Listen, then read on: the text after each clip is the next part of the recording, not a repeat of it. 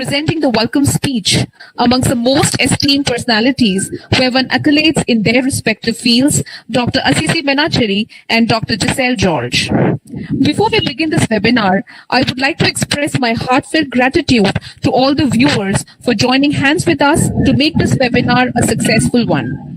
Webinars are organized and conducted by Parul University to the general audience to gain insight and information that would remain effective in their discussion. For today's webinar was chosen keeping in mind the interest of the youth. I would like to introduce our guests. Dr. Assisi Menacheria. Dr. Menacheria serves as the Vice President at QMPG Industrial Certifications and Services. He has demonstrated excellence in multiple areas. His mantra is, love whatever you do and enjoy the process. He is excited about whatever he does. He was a top performing sales professional in India and one among the top 50 in the world, earning multiple international awards consecutively for 3 years from US and Europe. He has conducted more than 1,150 third-party audits in 25 plus sectors in the areas of quality, environment, food safety, health and safety, and social accountability that includes manufacture of nuclear-grade uranium. He is also a certified Lean Six Sigma Black Belt. He has conducted 97 third-party audits in the area of K-12, higher education, non-formal education, training and knowledge management in 3 countries. He also served as the Director of Hycon India Limited, Director and CEO of Horsch Remedies Limited, and Director Marketing of Zeba Lab Furnishing Private Limited. He has consulted and conducted trainings in more than 350 organizations during the past 18 years. He is an alumnus of IIM Ahmedabad for the full-time FDPM program, VSMED, Bharatiyar University and University of Madras. He is trained in physics, applied in clinical psychology, HRM, HRD, management, marketing, and enterprise risk management with an earned PhD in the area of emotional intelligence and managerial effectiveness. He is an astute practitioner of Sahaj Mark, a method of Raj Yoga or mindfulness practice for past 30 years. He is the author of 9 books and one is translated to European languages, 9 European languages. He has worked as an associate professor, and dean at multiple management schools. His latest 2 books, the core focus is in the area of mindfulness. He has conducted a meta-analysis of wisdom literatures of Oriental, Eastern, and Western literatures using thematic analysis and working on his 10th book on mindfulness named as Essence of Excellence. He has traveled to US, Europe, Canada, Middle East, and Far East to attend and present papers in international conferences. He has published 28 articles in peer-reviewed journals of repute. On behalf of Faculty of Commerce, Parul University, I welcome you, sir. Now I'd like to introduce our next speaker, Dr. Giselle George. She is the wife of Dr. Menacheria, completed her graduation in education and mathematics and post-graduation in mathematics and business administration. She came out as a topper for KAU MAT entrance test with the Federal Bank Hormus Terrapin Scholarship for doing her MBA ABM covering full fees. Later, she successfully completed her doctoral studies in an area, employee engagement, role of spiritual intelligence and knowledge management. Presently, she is working as a faculty in the area of quantitative techniques and organizational psychology. She is an author of 4 books, half a dozen research papers, and attended or presented papers in international conferences in Switzerland, India, and Malaysia. She is working on her next book, The 7 Spiritual Laws to Face Failures. I welcome you, ma'am. Part 1 of this webinar was graced with positive feedbacks from students and other migrants. I ensure the second part of the webinar will be profitable and fruitful for everyone present here. Before I invite our speaker to address all of you, let's have a quick recap of part 1 of the webinar. The first session commenced with a video to kindle interest on mindfulness. We discussed about the basic concepts of mindfulness and concluded that mindfulness means to be conscious and to be aware. Consciousness and awareness are the 2 words often used interchangeably about mindfulness. We discussed about the transactional levels of learning, briefed about the cycle of aptitude or competence in livelihood. We also gave a skill building session using a psychometric inventory. Further, we discussed about the existential or absolute levels of learning. Moreover, we gave a skill transfer session to experience what is existence by asking questions related to present, past, and future. We discussed about 5 C's of scarcity mentality and how human beings are conditioned to demonstrate scarcity mentality and about its relationship with learning. The 5 C's are following: competition, complaint, criticism, comparison, and contention. Further, we gave an introductory note on SQ3R and suggested to do as an exercise. I now request Dr. Giselle George, ma'am, to take the charge of the session. Good afternoon, all. Well, Madam Shreya has rightly mentioned in her recap about SQ3R learning. Now, let me ask you, how many of you have done the assignment which was given in the last session? Can you please write your names in the comment box? I'll wait for a few seconds. Please write those who have done the assignment, their names in the comment box.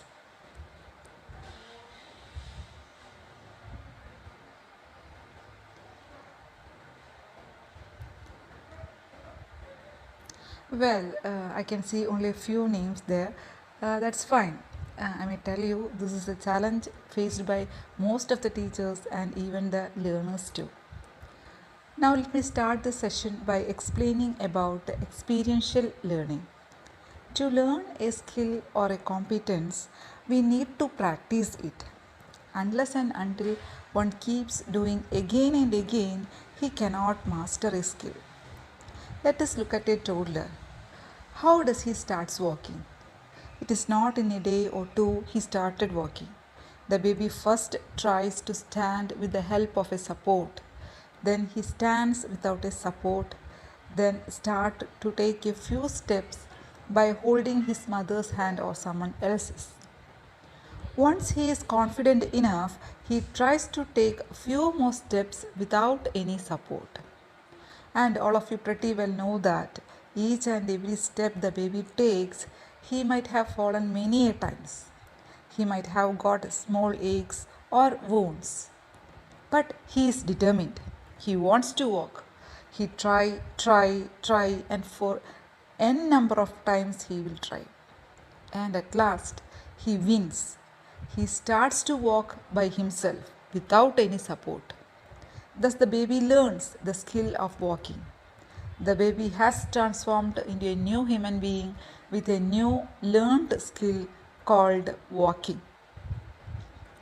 So, the point here I want to emphasize is that it is practice that matters in skill building.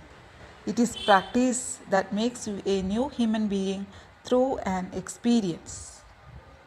Well, if someone wants to be competent in doing problems of accounting or mathematics, or someone wanted to be a sprint runner like Usain Bolt or Carl Lewis, or someone wants to be a master in cooking, he has no doubt to practice and practice and practice endless number of times, thus mastering a new skill through experience. Experience or practice transform individuals. Once the experience has happened, he becomes a new human being. Now, take the case of a boy and a girl.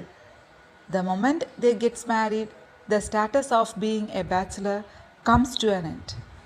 Now they are married individuals. Once they went through the experience of marriage, they are no longer a bachelor. The experience, marriage, has transformed them into new individuals called married couple. There is no going back into their previous status called bachelor. And they cannot undo marriage. Only they can divorce and get separated. But even then, they cannot become a bachelor. There can be only a divorcee who once went through the experience of marriage. Thus, experience brings about an absolute transformation in individuals where there is no going back, whereas theoretical knowledge won't bring a transformation in individuals. Let me give you a few more instances. After learning how to ride a ride a horse or how to swim, an individual has transformed into a new one who now knows how to ride a horse or how to swim. Thus, an experience or a practice or doing an action transforms or renews an individual. This transformation or renewal cannot happen with cognitive learning, and that's why we say that experiential learning is absolute. Well, let's learn something about existential or experiential learning. Experiential learning is transformational in nature because an individual becomes a new human being with that experience or gaining from that experience. As Dr. Giselle clearly mentioned, when someone get married, the couple becomes new and the old face, the old pattern falls down and the new one emerges out. When two bachelors marry, they become a couple. They are no more a bachelor again. The old face has fallen down and they have emerged, renewed to be a couple. And there is no going back. There is no going back. That is the most important point that we need to understand. Well, if they don't want to go together, they can divorce, right? Then they are divorcees. They are not unmarried people. So this is the speciality of experience. Once you learn swimming, you have gained a new skill and you renewed yourself and you become a new person. And there is no going back. You cannot unskill swimming. Please understand. So, when you gain experience, you get renewed. When you go through experience, you may not. So gaining experience is the renewal stages of learning.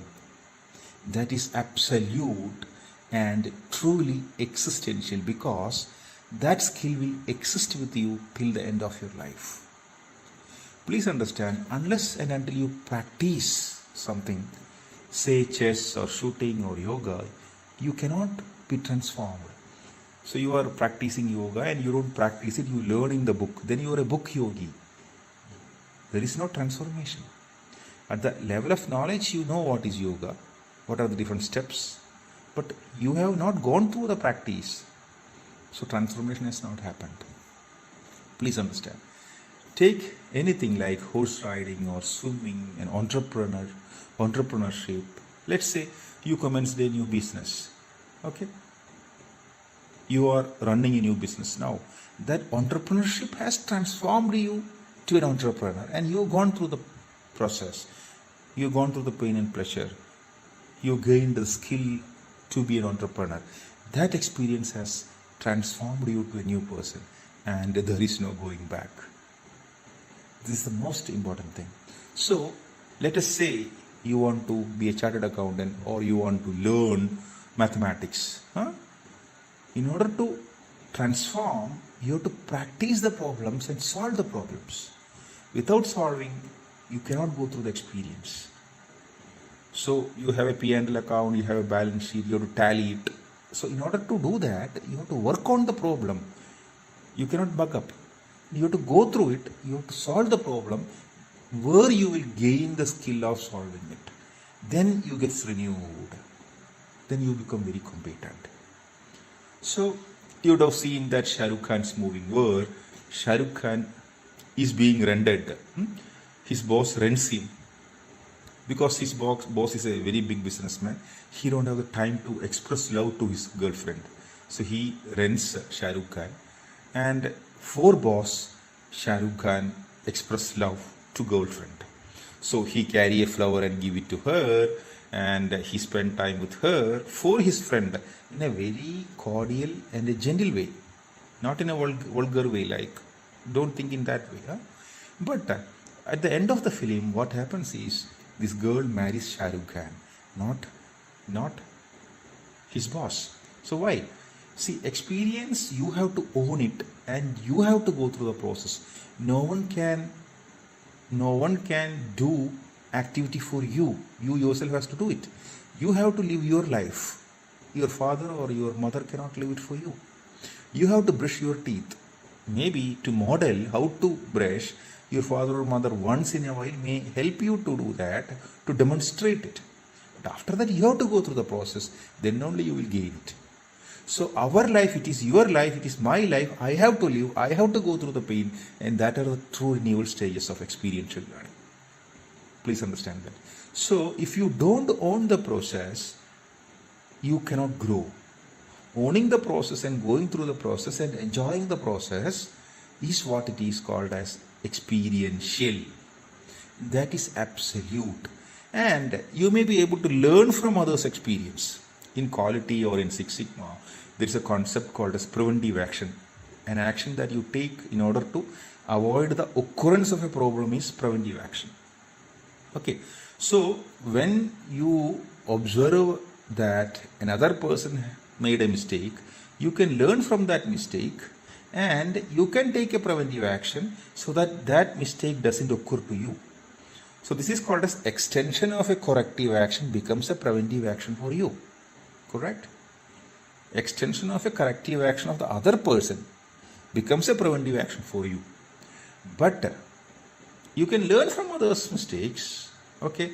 But in order to you to practice it in your life, you have to go through the process and you have to experience it. Please understand. So others' experience is only a borrowed experience. It is not yours. Please keep this in mind always. It's very, very important.